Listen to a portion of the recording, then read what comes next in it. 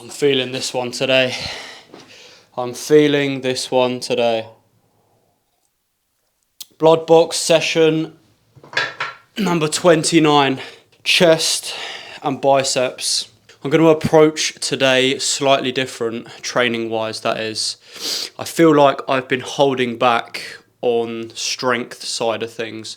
I've always been heavily focusing my training over the years on like intensity and more so for my mind in terms of the reps and sets that I do and the exercises. But I don't know, I just have this urge to focus more on my strength, change something within my training, give myself a bit more of purpose within my training, something to work towards and focus on.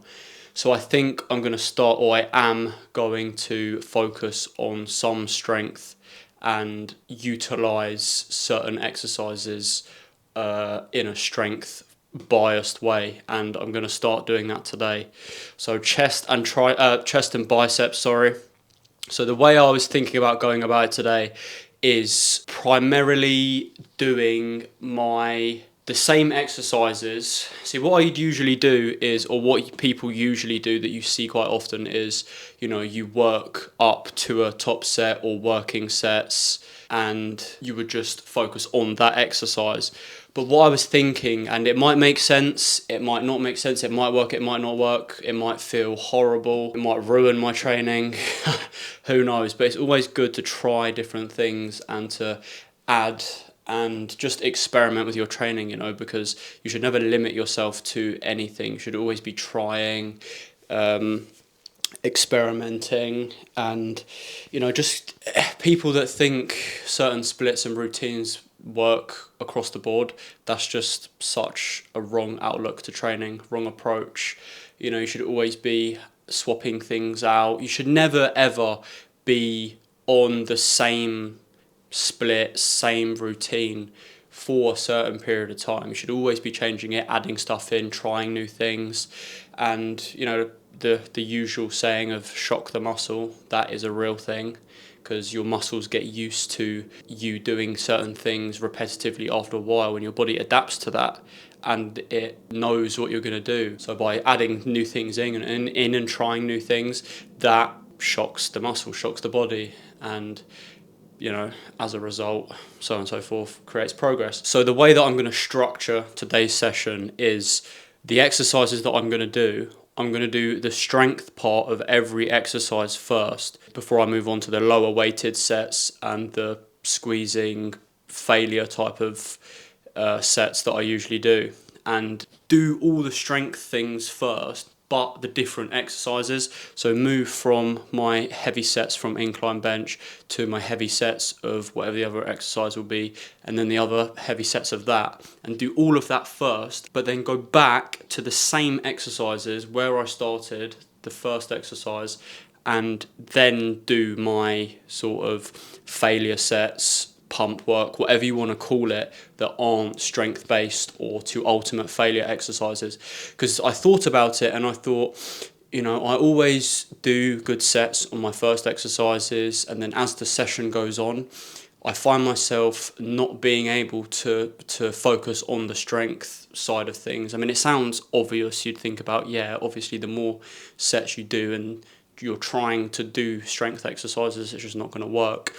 This might be something that I'm just completely oblivious about and I've just discovered, but it sort of made more sense in my head to do all the strength sets first, no matter how many different exercises there are, to move from one to the other, and then to go back to the first one and then do the failure sets, the pump sets, whatever you want to call it, and just compartmentalize my session that way. It sort of makes sense to me. I'm going to try it today and see how it works out, because it could be something that might make my training better, might improve my physique. Who knows? It's all an experiment. That's the whole thing with training. Trial and error. It's just one of those things that sort of made sense in my head, and I thought about it, like I said, doing exercise by exercise and then trying to do a top set of another exercise that you've previously done 3 sets to 8, 10, 12 or whatever, and then trying to build up to another top set it sort of just doesn't make sense in my head. It would make sense to do all of your top sets first of the different exercises, adequately warmed up, that is, you know, not just ego lifting going straight into top sets, properly warming up and doing all my top sets of the different exercises first, and then working my way backwards and finish the workout that way. It sort of makes sense, so we'll see how that goes. But yeah, not much to discuss today. There'll probably be some things in and out of my sets, but you know, you just feel that urge to be in the zone in training and focus on what you're doing.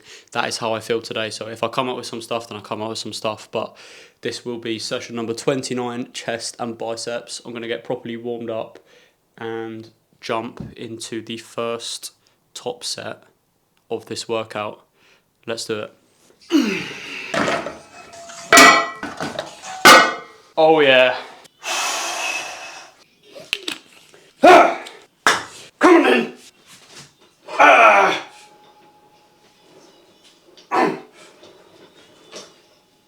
Oh.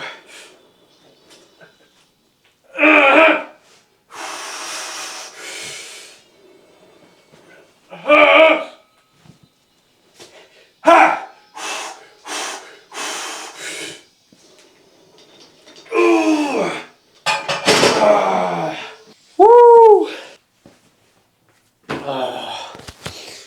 May have been a touch heavy, although I haven't touched this weight before on incline. That was heavy. I'm gonna run it back. I'll probably drop it a touch, because although that was, what was that, 4.5? If I drop it 10 kilos, that could be maybe even 5. I'll see.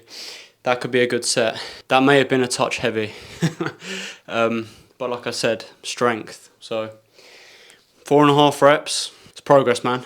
Nonetheless, definitely a bit heavy. So I'll drop it a touch, hit one more here, and then like I said, top sets only for the first half of the workout. So let me drop this and then jump straight in to another set. Let's do it.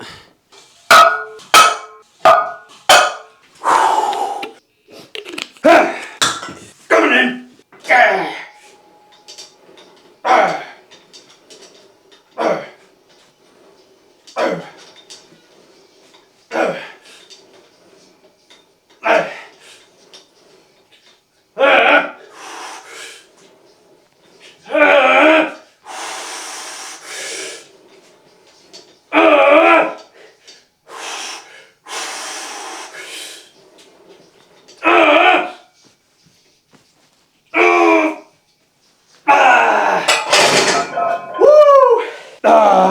That's where it's at. That is where it's at. I feel a lot more purpose this session. I feel like when you change things, you make adjustments, that automatically creates room for improvement. And if not room for improvement, then room for knowledge, you know. Because if you don't try and fail, then you don't know. A lot of people get so caught up in not wanting to change something because it's not broken, you know. You might think it might not need fixing, but you just never know if you never try or go outside of your little box. You know, what's inside your box might not be broken, but there might be certain things on the outside that are 10 times what you have inside, and you will never know if you don't go and discover, go and try. You know, error correction. Error correction is the one thing that creates experts. And why is that? Because experts have the most tried and failed knowledge possible. They know certain things that people don't know that haven't gone and tried, you know. The knowledge that error correction experts have is far superior to the people that just, you know, stay in their comfortable little bubble and don't experience outside of that.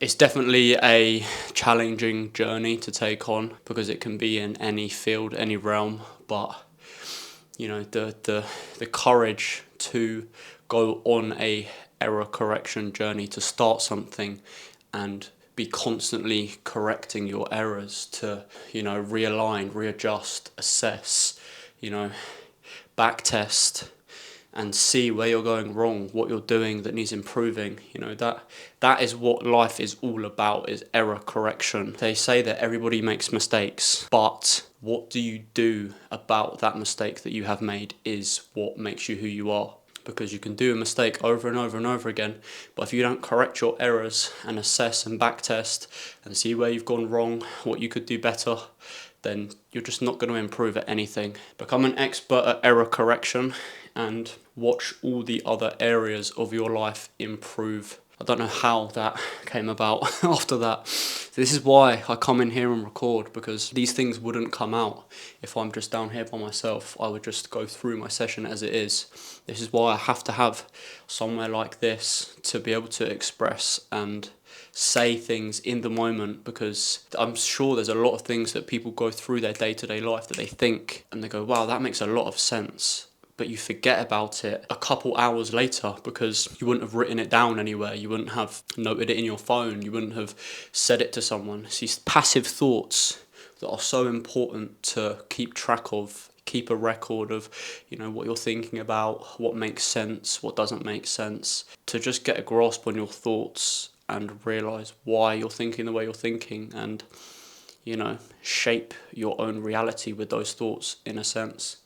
That is what I love doing. This is like a lot of the things I talk about and discuss is just stuff that's going on in my life and I'm dealing with, pulling back and forth with, and coming down here and speaking about it just helps me to log those thoughts. You know, even if it's practically me talking to myself, I might follow the conversation up and completely answer my own questions sometimes. There's plenty of times where I've been talking on here and down here where I just end up answering myself. As crazy and psycho as it is, it's one of the only ways to truly get a physical, tangible grasp on yourself and who you are in the moment, in the present moment. That is why I love it down here and why it's so important to me. But I think I'm going to leave that there. I wouldn't usually say that after 2 sets, but that is top sets. So I will leave that there. I'll probably come back, like I said, I will backtrack after I've done all the top sets and just do maybe 1 or 2 pump sets, working sets, whatever you want to call them. But let's move on to, I'm definitely going to do another chest exercise.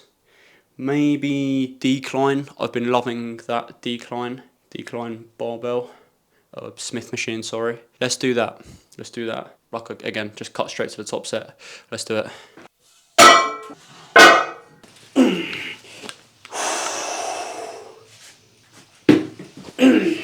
Come on. Oh. Oh. Oh.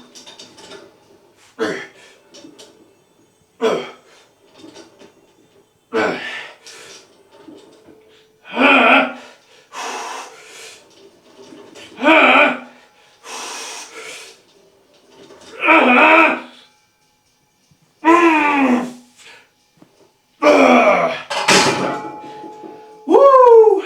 Oh yeah. Woo! Oh man, I'm feeling good, but nonetheless, this workout's feeling good. It's going good. I'm liking it. So let's not slow down the pace by more talking, because, you know, after all, that's what I'm good at, apparently. I'll do another one here. That was a good set. I loved that. I do like decline. Decline has now been prioritised for me over flat. I've never really liked flat. It just, I don't know, it just doesn't work for me. Decline, all the way, you know. It's such a better stretch, such a better position. Anyway, like I said, talking, let's keep it flowing. Another set here, and we'll reconvene after that. So let's do it.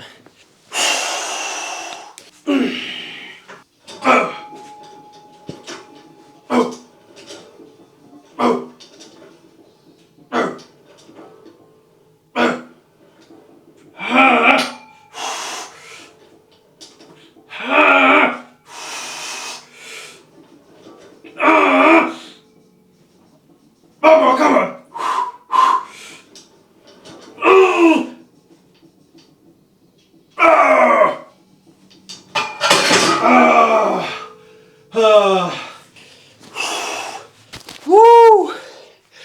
Man, that's good. Decline definitely, it's definitely up there for me. And obviously, decline you can load more weight on. But yet again, that's just because of the angle of it that is so natural. It feels so much of a stronger position. You know, your shoulders aren't flared out. You know, you can, it's almost like it scoops your chest into that natural stretched position rather than a flared shoulder dominant stretch. Leave that there now. I'm going to move on to biceps actually. I might do easy bar curl. Yeah, I like a heavy set of easy bar curl. So we'll do that, and then another bicep top set, whatever you want to call it, on biceps. It's, you know, just a heavy set, and then we'll repeat it again on just pump based sets. Sounds good. Let's do it.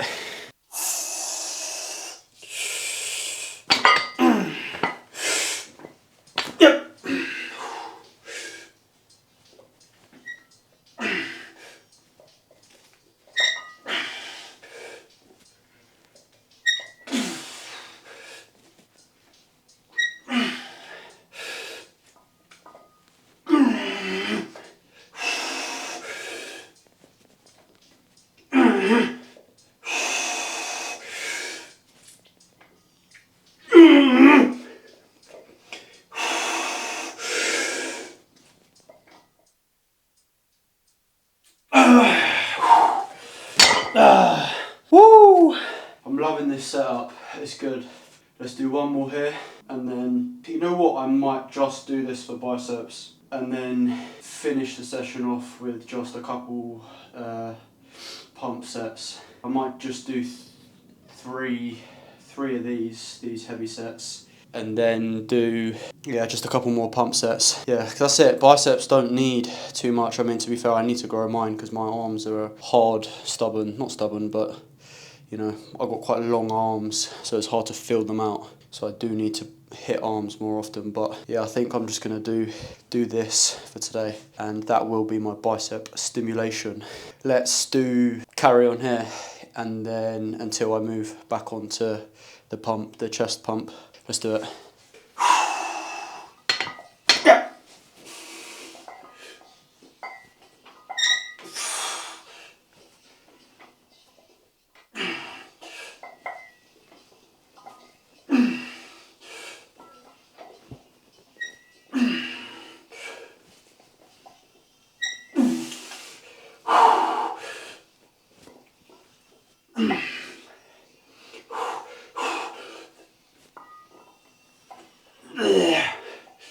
Come on.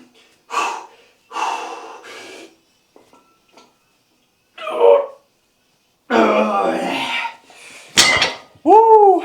That's good.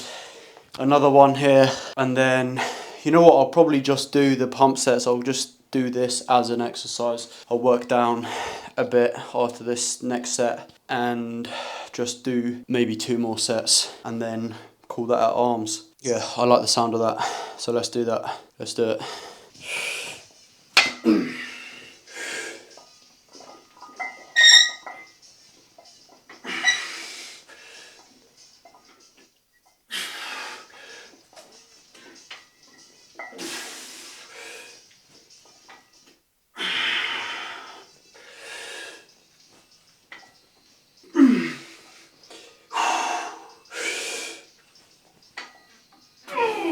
One more, come on.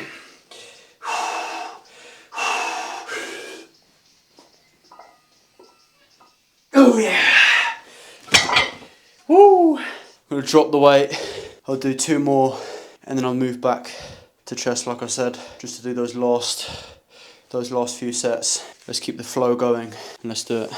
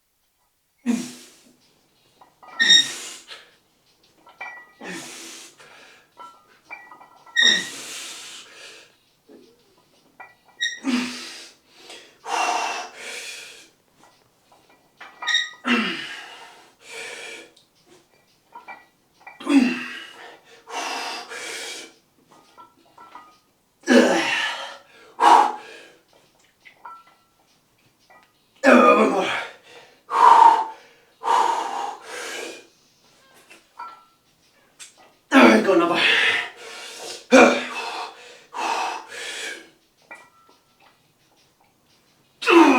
Yes. Woo! Oh, that's good. That's that done. Let's just move straight back onto chest. I'm ready to get this done. Let's do it, man. Let's do it.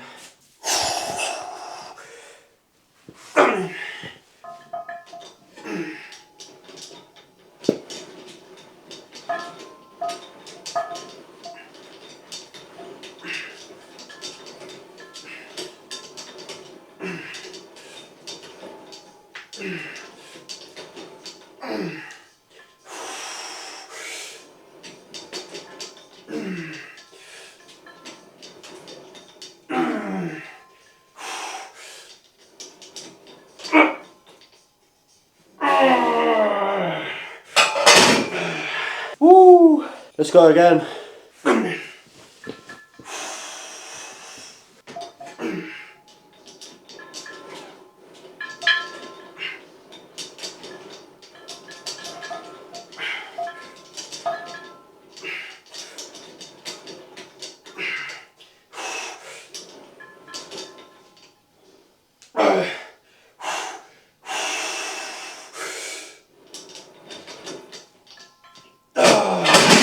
Oh, my chest is starting to give out.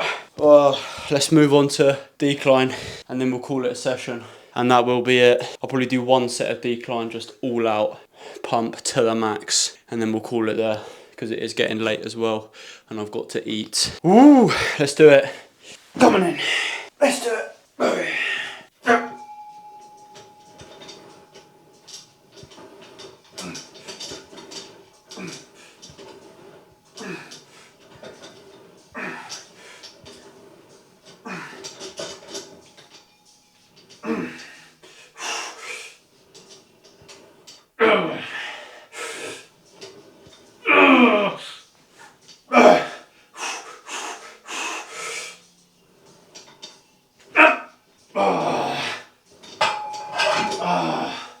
Woo, I thought I was going to get crushed for a second.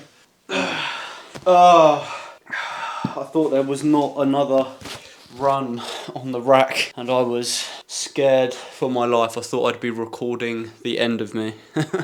That wouldn't be very good. But that is it. That worked very well. I'm definitely a fan of that approach. That definitely worked very well this session. Who knows if it will work well with other muscle groups. It works well with things that you would usually do top sets of. You know, it might be more difficult to do with, you know, like biceps. I just ended up doing a straight exercise. Same with triceps, it would probably be the same, just straight exercises, but more bigger muscle groups, heavier sets will translate to just top sets and focusing on that on the first half of the session, because that's something I've been sleeping on a lot, is my strength. You know, I wasn't really one to be, you know, strength biased in my training.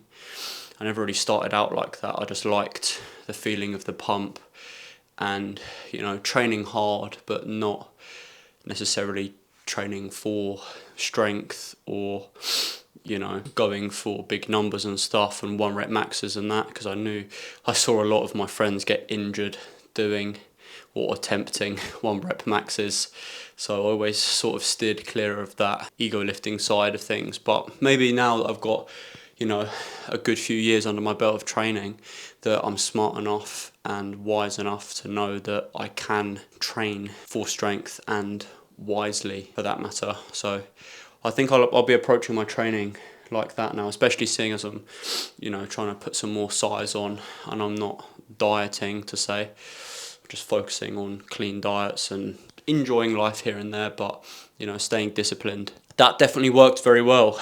I just wanted to touch one more thing on. I know I said I wasn't going to do a lot of talking this session, but it's the end of the session now, so there's nothing to lose. You know, I've done all my sets, I've done the workout, it's done now.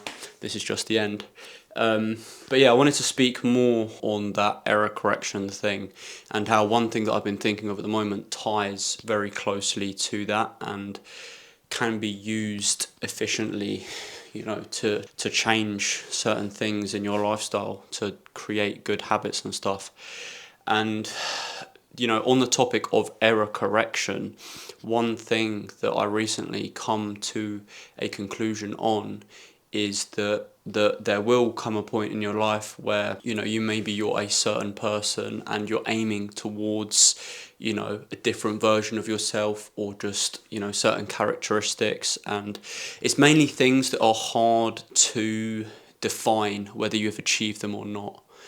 And this is on the topic of error correction, that the things that you have used to get to a certain place, more often than not, the case is that you cannot use those same things to get you from where you are to where you want to be. You know, they might have gotten you from where you were to where you are, but those same things, whether it's, you know, motivations, fuel that you're burning off, a certain person that you are, certain things that you're doing, how you're behaving to achieve these goals. Once you've achieved those goals and you set your new set of goals, your new expectations, you know, your new version of yourself, just anything new that you want to achieve, you can't expect those same things that you have used to get to where you are now, for those same things to get you to a higher, more enlightened, you know, better place. And that is on error correction. You know, you have to be able to see those things, realize that you've used them, and that you need to change certain things to be able to get somewhere else, somewhere new. You can't keep using the same things, like I said, whether it's motivations, actions, routine. You can't keep using those same things and expect a different outcome. That isn't how the game works. Game of life, that is. You have to always be analysing, assessing, back testing, trial and error, and adjust these things, adjust them accordingly to align with your goal, with your path. And that is how error correction works. It's like stacking blocks. You know, you can't stack another block unless you have a firm foundation, steady foundation, where the block underneath is precisely placed so that you could then add the next block. Otherwise, slowly and slowly, as you build your blocks up and you get higher and higher, it's going to be so off tilt that it's just going to topple over and everything is just going to crumble down. And that's the same with life. You know, you have to assess your errors, be able to realise where you can do better, how you can do better, where you went wrong, why, and like I said, correct your errors, man. Error correction creates experts. That is all I have to say on that. Tick the session off, tally it off. I forgot to do that, almost forgot to do that. Let's do that now. That is it, man. I'm going to end it here. So that is Blood Box session number 29, tallied off. Another tally on the wall, another session earned, another one that we showed up, and another one that we put the work in. Every session counts. The only bad workout you have is the one you skip. That is it. I will see you in the next one.